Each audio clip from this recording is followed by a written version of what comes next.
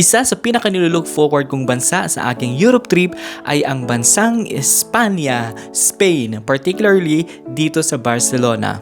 Meron lamang akong overnight stay in this trip, like totally a full day, a full night stay. Kaya ang million question ngayon, how did I spend my overnight trip dito sa Barcelona, Espanya?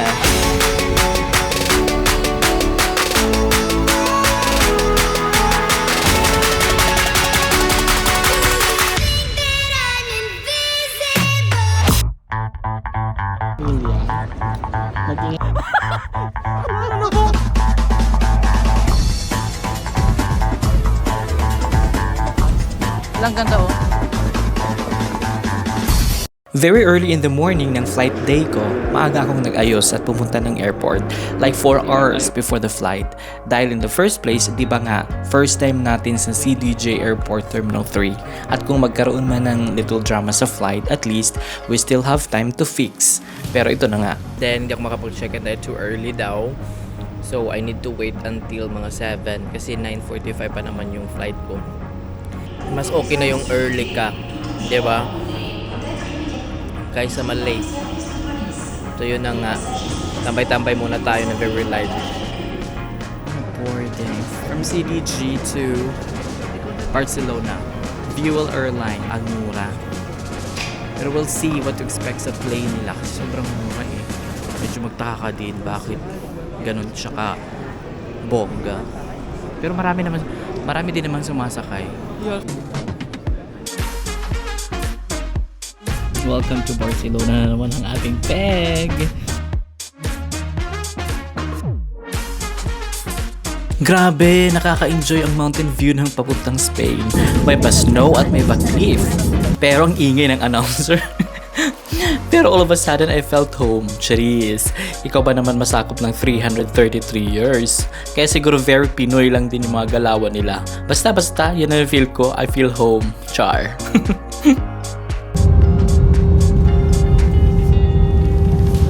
Buti nila nakita ko yan guys. Ang layo ng anda.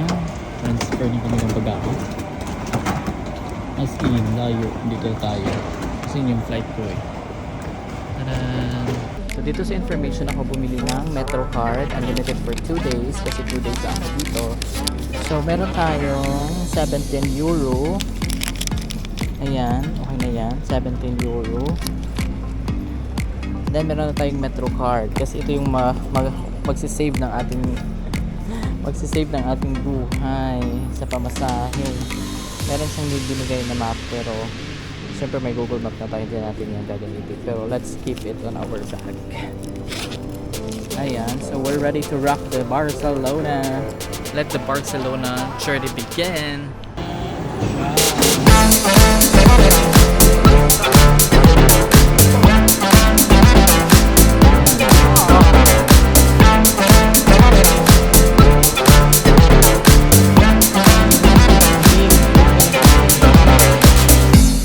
Agad ang pinakauna nating nakikita dito sa Espanya, Barcelona.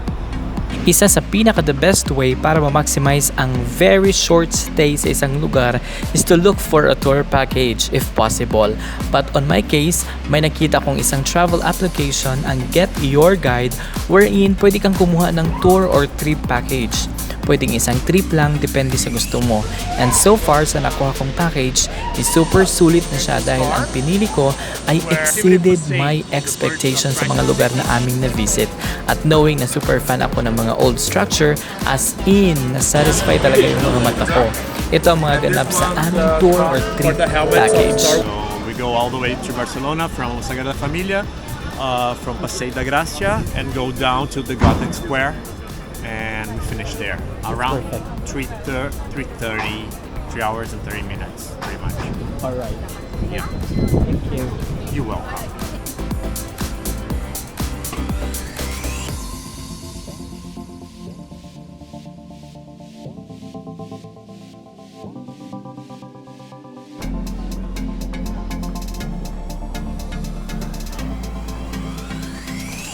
Tour pa ba? Tour alay lapad. Napunta kami daw sa mga like public market. Public market. Hindi yung yung medyo hindi high-end. doon kami pupunta. Hindi high-end pero naka-Chanel.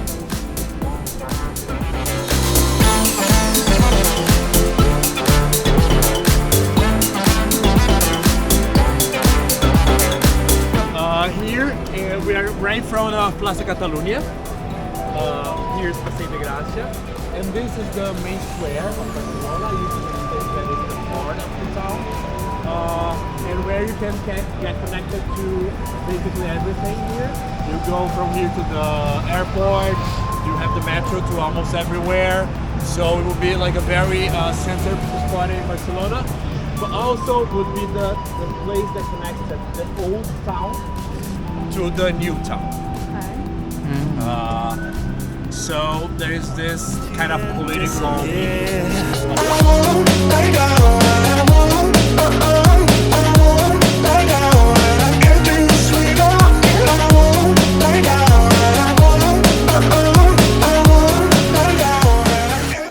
Just so to everyone know, see this mask here?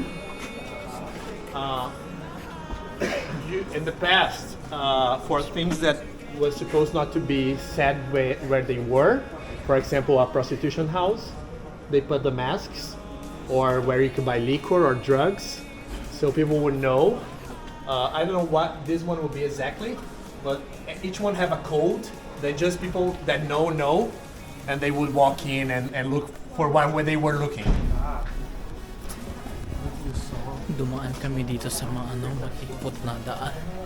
Pinadaan kami para ma-experience daw namin kung paano yung mga dating mga sinaunang panahon. Ganon. Kiss of Freedom mural. Come closer to me. So first, here we got a mural from Picasso.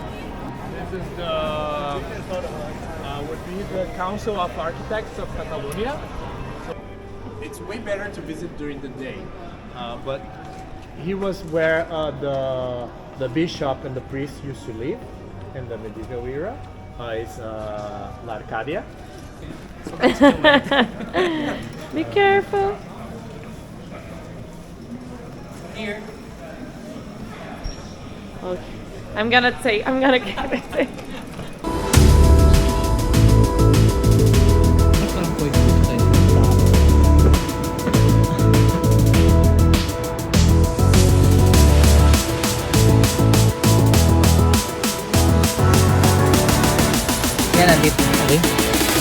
Nandito tayo ngayon guys. So, if you notice sa likod ko, ito yung Casa Batlló. So, yan po at nandito tayo ngayon sa Barcelona, Spain. Parang feeling ko talaga ako si Rizal. Inikot ko yung Europe. Ganun ang peg. So, ayan, wala tayong ibang ganap kasi nawala yung tripod na iwan ko sa tindahan. Sa tindahan nag-close na. Hindi ko nakuha. Bukas na lang, hopefully maaga sila mag-open kasi maaga pong pupunta sa Sagrada Familia. Kasi 11 o'clock mag-check out na ako. And guys! Hi guys! Magandang gabi. Today ay January 23 at nandito tayo ngayon sa Barcelona. At andito tayo sa Casa Batlló Museum po yan sa Tampa. Ayan na naman tayo eh. Basta nandito tayo sa Casa Batlló. Isa yan sa mga tourist spot dito. Pero if you see or dito sa sa area niya, parang normal lang siya ng mga bahay-bahay. Ano na pala dito ngayon, 10 o'clock na. Nandito pa na ako sa labas kasi sinusulot ko lang yung time dahil bukas alis na rin yung papunta ng Italy. So napaka-busy pa rin. Pero I notice also 10 o'clock close na yung mga establishment, mga malls and everything. So ayan, binalikan ko lang yan siya kasi bumili na rin ako ng tripod pero wala akong mabilhan dahil close na yung mga tindahan. So ayan guys, mag-iba-iba siya ng kulay. Tapos kanina na-discuss yan ganyan pero hindi ako nakinig kasi parang na-boring na ako. Yung mga tour na maraming discussion. Relate pa kayo guys? Maraming discussion, parang gusto nang tapusin. Gusto ko mag-picture tapos kalas. Pero ang naalala ko kanina, may dragon daw yan. Ang ano niya, ang inspired by Chuchu. Dami niyang sinasabi kanina eh. Ayan, kahit gabi na, marami pa rin mga turista. Pinupuntahan pa rin siya kasi parang na-promote talaga siya ng bongga. Or talagang may sense siguro to, hindi ko lang alam. Siyempre diba? O, ganyan. Yan guys. So,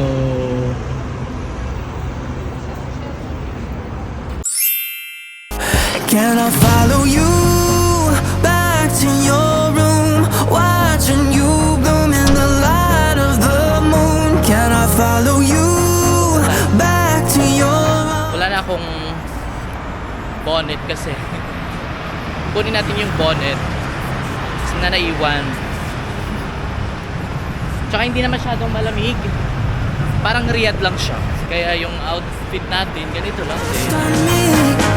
So reach out and love, and don't be a stranger.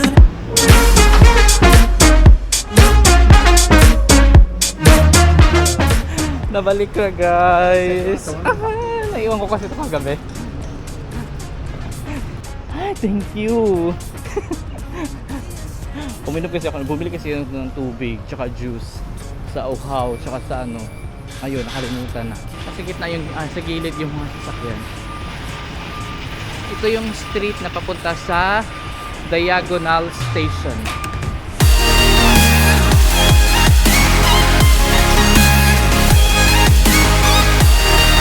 Balik.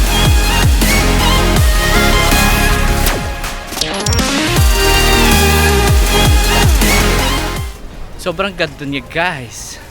So, nandito na tayo ngayon. Doon muna tayo sa mga chairs kung saan sila Catherine Bernardo nagpi-film. Diyan sila, di ba? Sa mga upuan. Yan. Diyan tayo aanggol. Magpapaano lang tayo dito sa gitna kasi para at least malayo-layo mga magnanakaw. Di ba? Hindi sila maka-eksena. Kasi marami daw talaga dito magnanakaw eh. So, ayun, mabilisan lang to dahil tayo ay mag-check out na sa ating hotel at 11. Ayan, kahapon dito kami nag-tour, dinidiscuss na yun kahapon. Tapos, pumunta na rin kami doon sa mga architectural na mga areas. Kasi may mga ano pala yung significance every ano, yung mga nilalagay dyan. May mga ano siya, like, ito for, may mga explanation siya doon in short. So ayan, yan lang kasi at least meron tayong video na nagpa-Barcelona tayo. Di ba po? Laban lang. Ganun ang peg. Sige. Doon tayo sa unahan kasi at least may sun doon. Pagpipicture natin maganda yung kuha sa sa Barcelona church. Ito to yung pangalawa. Most visited church sa buong mundo. O di ba? Kasi yung una, Vatican. Siyempre, Vatican yun dahil. So, ito pangalawa, Barcelona. Ganyan, Mekimilo. Thank you, Barcelona. I love you. I love you so, so much. Ay, ang ganda. Ang ganda mo naman sa dagat. Ang ganda mo naman sa grada. Sa daga, yung totoo be.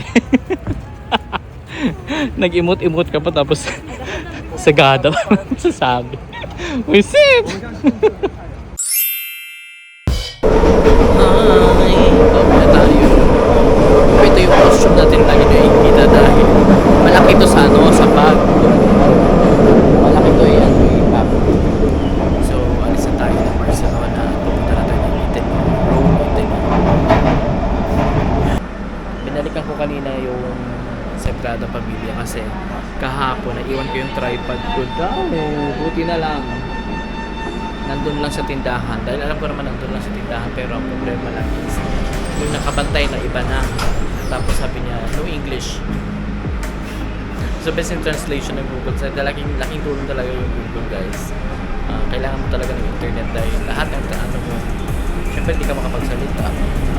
So yan, relax na tayo doon sa Rome kasi yung Rome ay 3 araw tayo doon bago tayo lipat ng Norway. 26 27 to 24 to 27. Yun. Kasi nga is 24, so yeah, 24 to 27 tayo. So, boarding to Barcelona, Italy. Ang first journey ko sa Barcelona, Spain is such a dream that came to reality. Kasi alam ko sa sarili ko na pupuntahan ko talaga itong mga lugar na to. Pero I really don't know when, how, at kung sino ang magiging kasama ko. I really thank the Lord for His very opportunity that I was able to make it in His perfect timing alone. I truly love Barcelona, Spain, and I know in my heart na babalikan ko pa itong lugar na ito. Ang dami ko pang gustong gawin at puntahan dito. Talagang hindi sapat ang overnight stay. But for now, ito lang muna ang ma-share ko sa inyo, and see you again, Spain, very soon, and let's rock Rome, Italy. Please watch my Rome, Italy vlog in the link on the description below. Thank you guys for watching. Bye!